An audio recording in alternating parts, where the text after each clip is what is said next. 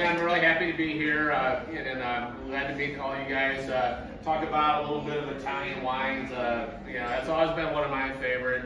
If you can't find a wine in Italy that you like, then you don't like wine, I think. I mean, they have everything for every walk of life, from the big powerhouse reds to the very soft and, easy drinking reds, whites, they've got everything. They've got about 350 varieties of grapes that they deal with.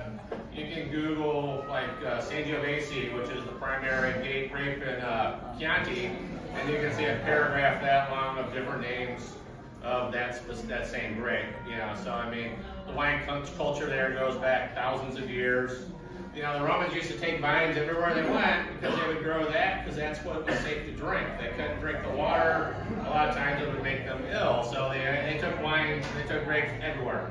Now we got a reason for drinking it. Yeah. It's always been the same reason. In the United States, we kind of focus in on a few regions. We focus in on Piedmont, which is the north side of Italy, and then the Veneto, like Venice, is another area, and then Tuscany is like a big area which we all focus in on. So you got Chianti, you got Brunello, you got Barolos, Barbarescos, Nebbiolos from Piedmont, and then Veneto, you've got Amarones, Valpolicellos.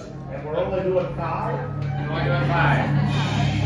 I can come in here every week and do this every week. We've got enough great wines to, you guys would be experts by the time it was all said and done. Try them all. Yeah. So we kind of featured, those regions, because that's probably what you will see most often when you're in a wine shop. Like you come here, you'll see a lot of these grapes. You'll see these different types of regions covered a lot. An interesting fact, Italy is like the #1 producer of wine in the world. 19% of the wine produced in the world is made by Italy. Then you got France, then you got Spain. And then I think the United States comes in #10. Yeah. Wow. Yeah.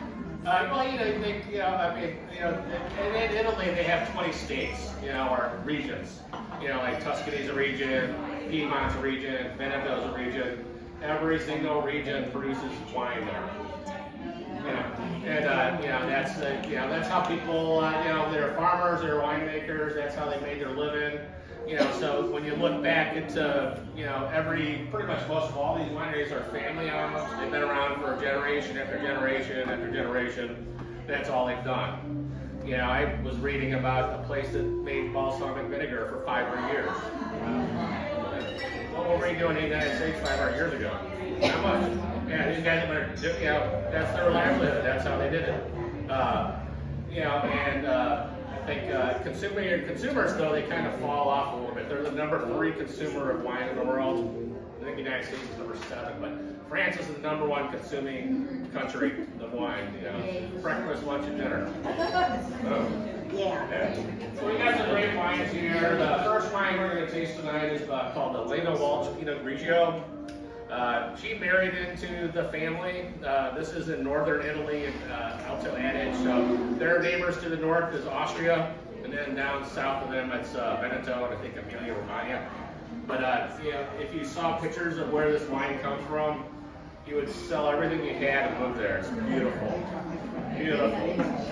And then it's at the foot, towards the tail end of the Alps.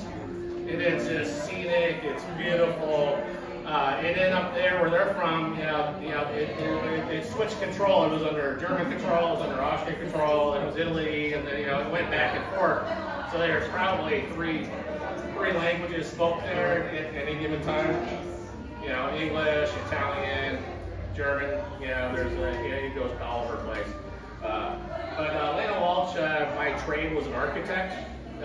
She married to a family that was a wine producer. Fell in love with the wines, fell in love with the lifestyle, and then slowly but surely transitioned into just running the entire operations. So it's her and her 2 daughters, are the primary people that produce the wine. So this one is